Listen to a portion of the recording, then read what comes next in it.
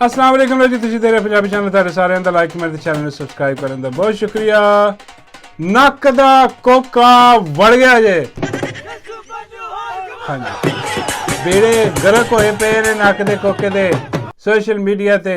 ਹਾਂਜੀ, ਹੋਇਆ ਕੀ, ਨੱਕ ਦਾ ਕੋਕਾ ਮਲਕੂ ਨੇ ਇੱਕ ਨਵਾਂ ਟੋਟਾ ਕੱਢਿਆ। ਹਾਂਜੀ, ਪਹਿਲੇ ਟੋਟੇ ਨਿਕਲਦੇ ਸੀ ਹਾਂਜੀ ਤੇ ਬੜਾ ਪੋਜ਼ਿਟਿਵ ਵਾਈਬਸ ਆਉਂਦੀਆਂ ਸੀ ਉਹਦੀਆਂ। ਹਾਂਜੀ, ਇਹਦੀ ਬੜੀ ਨੈਗੇਟਿव वाइब गई है। और क्यों गई है, वो की कह दिता उन्हें ऐसा। वो कहने लगा है कि हाफिज जी ने अपना फर्ज निभाना है, ओए जो भी हो जाए चोरां डाकुआं नूं ते बचाना है, ओए नक दा कोका ओए डठा कोका लब लब थकियां नहीं लभदा। हाय हाय हाय, की गल है वैसे ए होना चाहिए सी। हाँ, लेकिन खैर ए नहीं उन्हें कहा तो मैं बनाया। हाँ, उन्हें कहा जी कि पाक फौज ने अपना फर्ज निभाना है, जो भी हो जाए। हाँ जी, अपने देश नूं बचाना है, यहो जिही कोई गल कीती उन्हें। हाँ, हालांकि ये कुछ भी नहीं है यार। हाँ, कितना खूबसूरत है। पाक फौज किहदी है, साडी पाक फौज है यार। पाक फौज के बारे में कोई टोटा यहो जिहा आया तो वेलकम करना चाहिए, बल्ले बल्ले करना चाहिए कि यार ठीक है साडी फौज है, यह चंद जरनैलों की फौज थोड़ी है। हाँ, ये बड़े बड़े मावां दे पुत्र ने जिन्होंने अपने जाना दे नजराने दिते ने और अज भी गाजी लड़ रहे ने। हाँ यार, ये की ऐसी गल है कि जरा वो मलकू के पिछे पै गए सारे। हो की रहा, हो इंज रहा है कि जनाब मलकू चला सी इंग्लैंड। हुण इंग्लैंड चला तो एयरपोर्ट ते जहाज ते बह गया ते वो कोई डाले वाले आए ने, उन्होंने ला लिया। कहते नहीं पुत्र, हाँ एवें नहीं तू जा सकता, तेरा नाम लिस्ट दे विच है, उत्तर थले। हाँ, मलकू ने ला लिया थले ते मलकू जी नाल होंदी है उन्हें भी थले ला लिया। हाँ, उन्हें भी वैसे टोटा ही गाया। हाँ, अपना लहदा जा ते दोवां नूं ला लिया जनाब। उन्होंने कहा तुहाडा नाम इसी हालत ने, यह डाले च बहा के लै गए किते, जिथे ले जाते हैं उत्थे लै गए उन्होंने। हाँ, तो उन्होंने कहा कि भई कैदी 804 वाला नक का कोका तो बड़ा गाया है, तो साढ़े बारे क्यों नहीं गाया। हाँ, उन्हें लंबा किया। वो कहने लगा यार देखो, हाँ मैं मतलब मैं तो याद नहीं रहा मैनू है। हाँ, कहना यार मकबूलीयत जी ना आवाम दे विच वो बड़ी पई है। हाँ, थोड़ी जी तुसीं बहाल करो, तुसीं भी कोई चंगे काम करो। हाँ, तो मैं गाना गा देना वा, ऐसी किहड़ी गल है।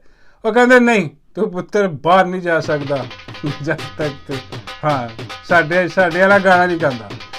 तो जिवें वो पढ़िया रिपोर्टां चलियां टीवी चैनल ते हर पासे सोशल मीडिया दे विच चलिया कि मलकू नूं लाता फड़ लिया, नाम ईसीएल ते पाता। तो उसदे बाद हुण मलकू दा रिलीज़ हो गया।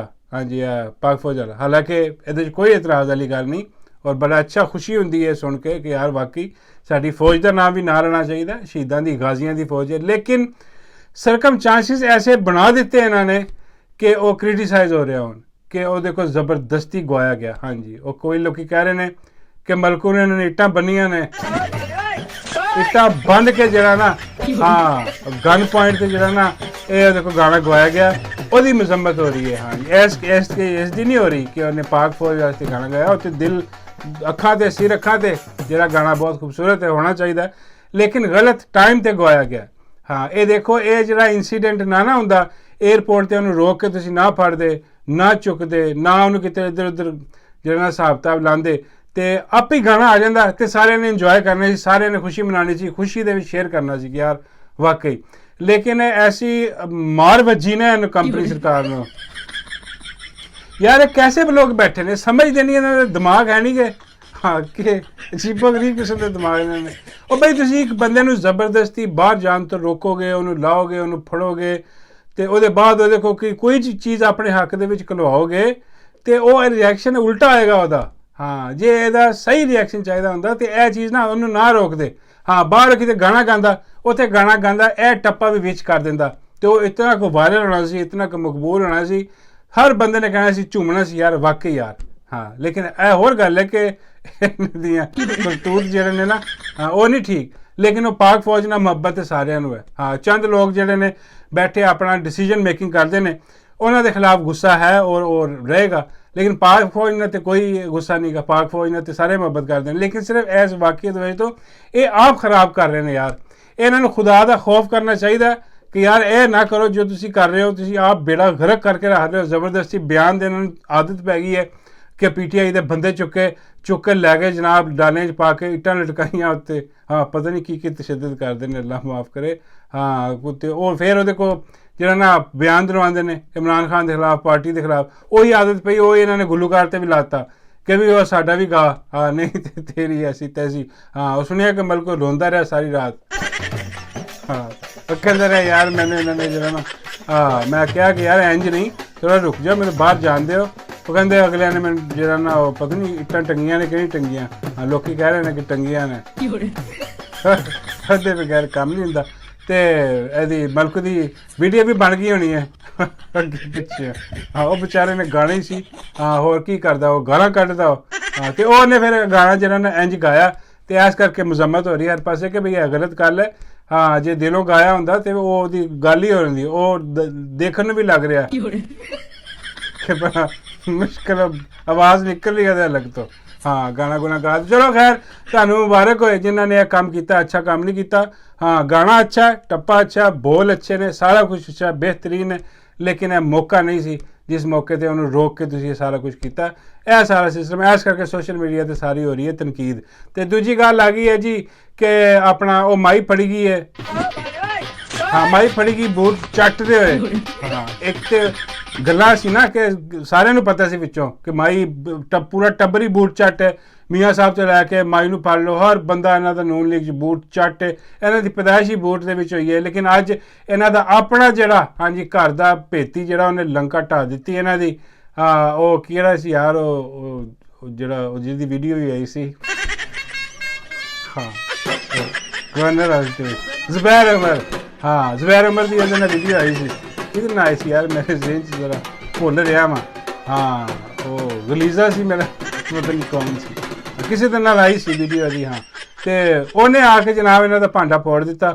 वो कहन लगा कि लो जी आ देखो जिस टाइम मैं मुज़ाकरात कर रहा सी, हाँ जी सारा सिस्टम, तो उस टाइम माई ने मैंने कहा कि भाई चुप करके हिसाब लाना। हाँ दसना नहीं किसी ने इधर उधर। हाँ माई वो भी बूट चढ़, जो माई कह रही सी ना कि मुझे आता है वो रास्ता।